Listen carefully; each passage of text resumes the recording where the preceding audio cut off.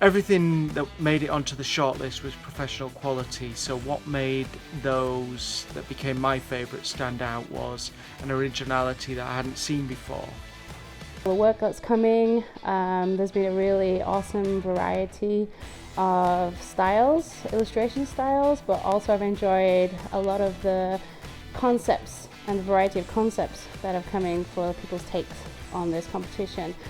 The ones I liked most, based on them being quite contemporary and up to date compared to what's going on in the art world at the moment.